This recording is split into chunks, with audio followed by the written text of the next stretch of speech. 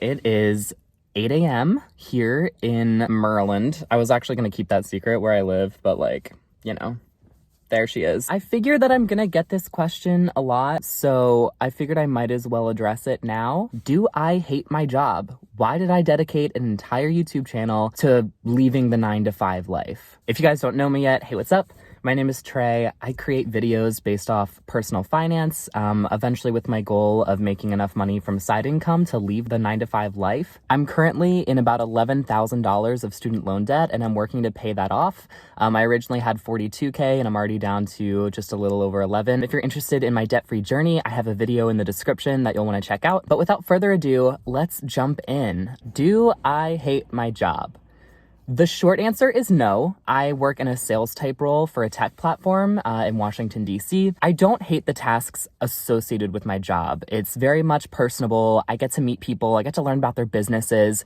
And I do truly believe that the product that we're selling is actually going to help them because I've seen the results myself. But I hate relying on my 9-to-5, and there's a couple reasons why. So the first pitfall of the 9-to-5 is the inflexible pay structure. As you know, you get signed on either hourly or salaried, and you make a certain amount of income every, let's say, 2 weeks. I know that some places are different, but let's just say 2 weeks because I think that's the most common. You trade all of your effort for 2 weeks into an income that isn't flexible and doesn't change. So you could be on fire, like putting in so much effort, getting so many results, whatever your key results are that you're being measured on, and then your pay doesn't reflect that. So for example, I am in a sales type role. No matter how many companies I get to convert, I don't actually make money off of that conversion. I'm assessed on it, whether I'm successful, but at the end of the day, I'm salaried. So even though I put a lot of hard work in and actually see results, I'm not going to be benefiting off of how successful that I actually am. Now, there are some jobs that are a combination of salary and commission, but for those jobs, I think still having a salary is very limiting. You know, your base salary starts at a certain amount, and you're not going to make too much above or below that amount based off of your results. Ultimately, your salary is your anchor, and you're always either going to be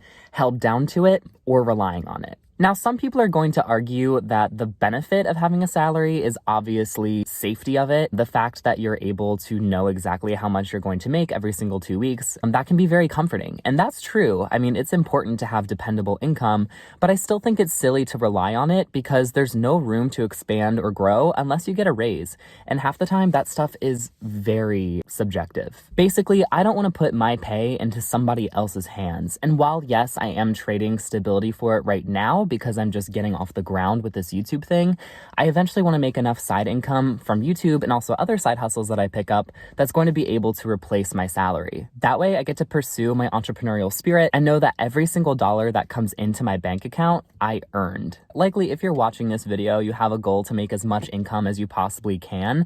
You probably are familiar with Dave Ramsey, Sarah Wilson, Budget Girl, and probably a bunch of other financial YouTubers. You know that they didn't make it from having a 9-to-5 job. They made it because they pursued their passions and interests and actually turned them into a livable thing. And I think that we all need to make some side income that's more flexible. I guess really more volatile is the correct wording, because some months you might not see any income, especially when you're starting out. But we need that to complement a 9-to-5 or a stable income, in my opinion. It all ties into building up multiple income streams, which I'll also make another video about with my personal income streams right now and how I plan to grow those. So stay on the lookout for that. The second thing that's very limiting about having a 9-to-5 is the lack of autonomy that you actually have in your day-to-day. This one's pretty simple. It's just the idea of having a boss and how much that low-key sucks. I mean, some people have great relationships with their boss, but I just mean at the end of the day, you're not making the big decisions. You're not really impacting how your day-to-day is. And I know that there are some 9-to-5s, especially managerial positions, where that's not true and you do have a lot more influence and power in what you do. But I'm talking more for people that are just starting out in the workforce, people that are more in associate level type roles. You know, it sucks. You kind of do a lot of the bitch work. Again, usually not for a lot of recognition. And it's in a hierarchical system that just aims to keep the people below and keep the people in power. So it's just a reflection of capitalism. Corporate America is capitalism. Basically, I want the power to be able to decide how I structure my day. Since I'm in sales, pretty much what I have to do every single day is just as much as I possibly can. And that's the structure. It's just kind of like work yourself to death to see potentially the most results as possible. And that's just, I mean, that's straight up just training someone to burn out. And I think a lot of roles, even outside of sales, are set up this way. I think that a lot of office type positions are set up this way. It's a lot of admin work, or it's a lot of like phone calling, just stuff that kind of drains energy for most people.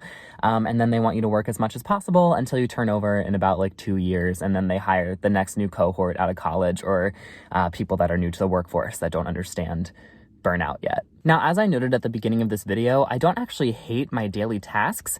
I like talking to people. I like getting them excited about things, but I am an introvert, and so talking to people all day is really draining, but I think I would have a lot more energy if this was my own business that I was promoting for my own interests, but of course it's not. I'm obviously not as passionate about the project as the company's founders and the first cohort that was brought into the company. And again, not all 9-to-5s are like this. There are some companies out there that I'm sure are great, but that's just a reflection of my experience that I've had. And I get that I'm young and that generally as you age, those things get better.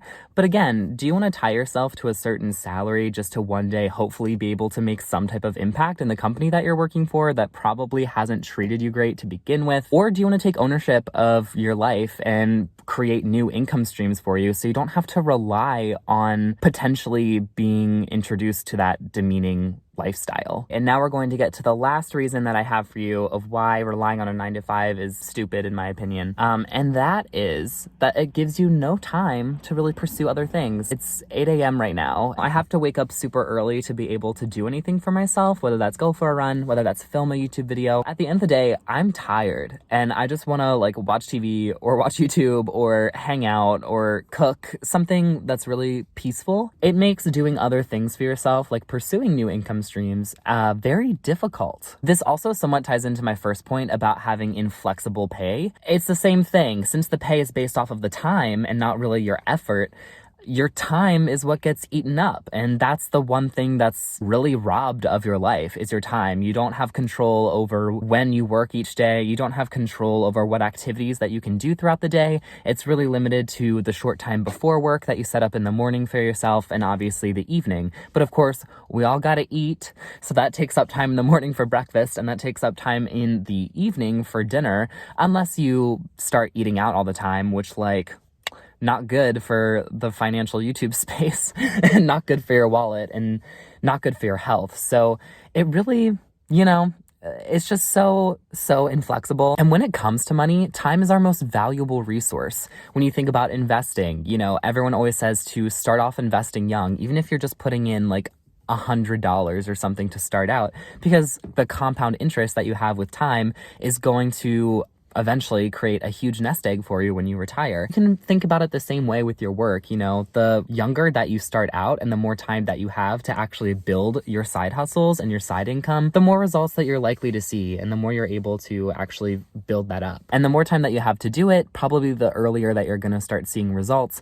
If you have time to actually really dedicate yourself to YouTube, to whatever your side hustle is, the more you're going to improve, and hopefully the sooner that you're going to be able to get money and income off of that and be successful in whatever way you define success. It doesn't have to be tied to money. So to summarize, do I hate my job?